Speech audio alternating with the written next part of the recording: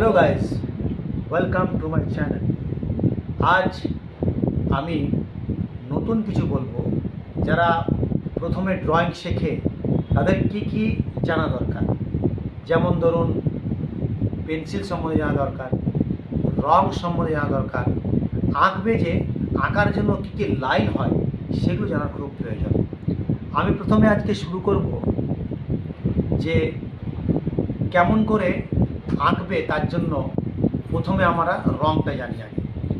রং হচ্ছে অনেক তো রং দেখতে পাওয়া যায়, কিন্তু রং আসলে প্রাইমারি কালার যেটা আমরা বলি, যেটা বেসিক কালার বলা হয়, সেটা তিনটে হয়। একটা হচ্ছে লাল, একটা হচ্ছে হলুদ, আর একটা হচ্ছে নীল। এই লাল, হলুদ, নীল এই তিনটে মিলে কিন্তু প্রচুর কালার হয়। যখন এটাকে আমরা একটার সঙ্গে একটা মিশ্রিত করব বা মিশিয়ে দেব, তখন একটা অন্য কালার তৈরি হবে, সেটা আবার অন্য নাম। তখন সেটা কিন্তু সেকেন্ডারি কালার হয়।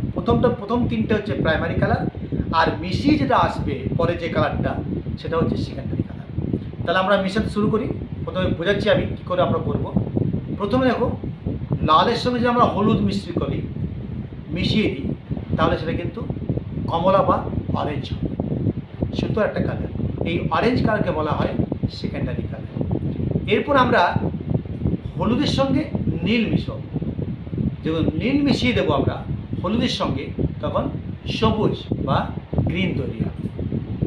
দুটো হয়ে গেল। তাহলে কি হলো, একটা অরেঞ্জ আর একটা হলো গ্রিন। এটা হচ্ছে সেকেন্ডারি কালার।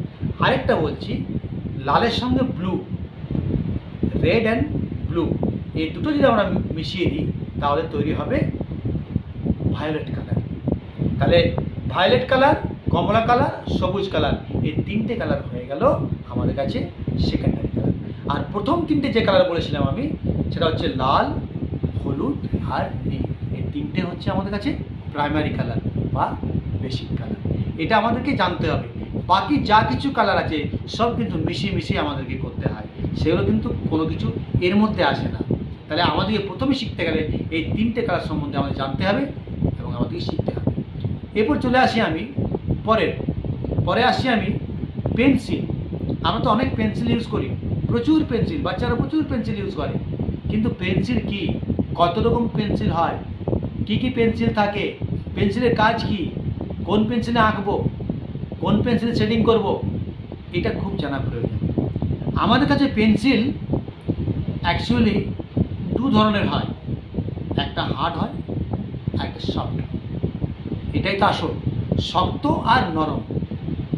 এরপরে পেন্সিল কিন্তু ভাগ আছে, কীরকম শক্ত কীরকম নরম।